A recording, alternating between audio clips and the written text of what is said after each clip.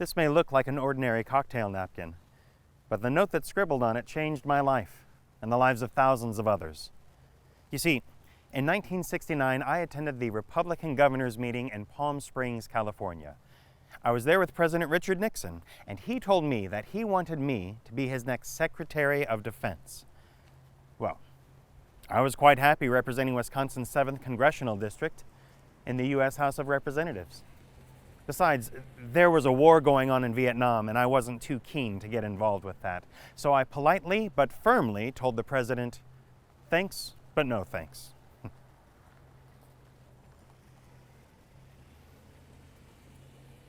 We boarded the plane at Andrews Air Force Base to fly back to D.C. and, well, let's just say the plane wasn't the only thing that was lit up that night.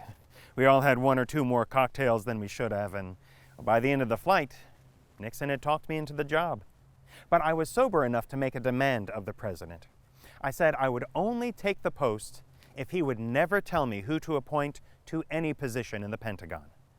I said, you can recommend, but that's all. I do the appointing.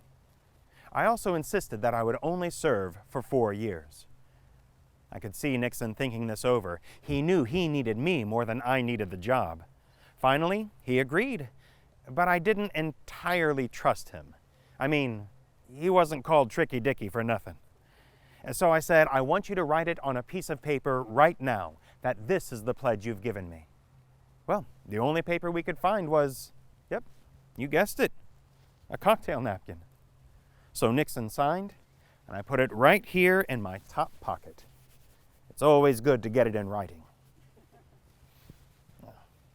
The story of how I got that far began in 1932 when I was a 10-year-old kid in Marshfield, Wisconsin. One day I was on the street and I saw this vision.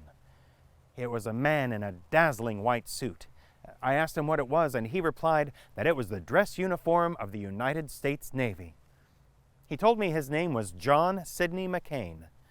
Well, one look at that uniform, and I told him I would join the Navy when I grew up. Fast forward to 1943, and I was an ensign on the USS Maddox during World War II. And sure enough, my commander in the 3rd Fleet was that very same John Sidney McCain. But that's not all. When I became Secretary of Defense, the man who reported to me as Admiral in charge of our Pacific Fleet during the Vietnam War was Admiral McCain's son, John Sidney McCain Jr. And if that wasn't enough, his own son, John Sidney McCain III, was being held as a prisoner of war in a place known as the Hanoi Hilton. He was subjected to terrible torture, but I am pleased to say that he survived and went on to a successful political career. After I died in 2016, these words were written about me. Those of us held prisoner in Vietnam will always have a special place in our hearts for Melvin Laird. The writer was none other than Senator John McCain. It's quite the series of coincidences. Now, in 1945, the Maddox was hit by a kamikaze strike off the coast of Formosa, or as it's known these days, Taiwan. I was nearly killed, but I made it home with a Purple Heart and a few pieces of shrapnel in my body for souvenirs. After my father died in 1946, I succeeded him in the Wisconsin State Senate. 6 years later, I was elected to the U.S. Congress, where I earned a reputation for my efforts to lower taxes and eliminate overspending in the military. In light of subsequent events, it may also surprise you to learn that I was also known for my anti-Vietnam stance. I was part of what was labeled the loyal opposition.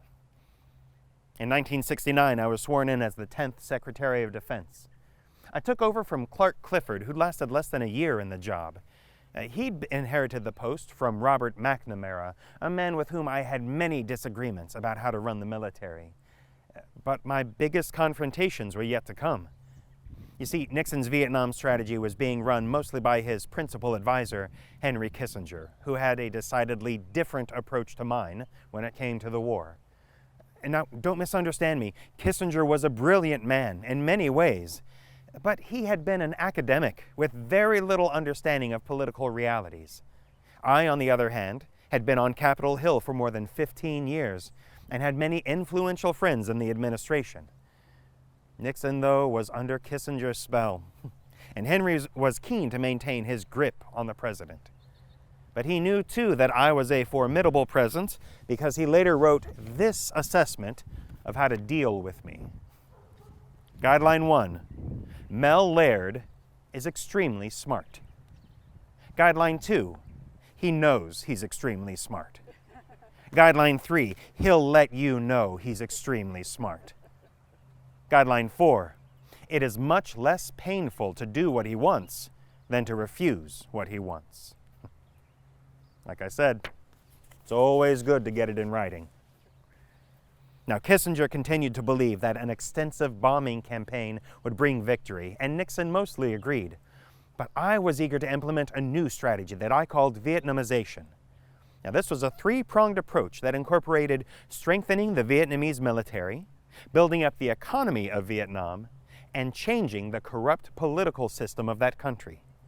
The idea was that a balance between these three would bring about a more democratically elected government and a more stable, independent country. Of course, with Vietnam, we had to deal with an uncooperative enemy.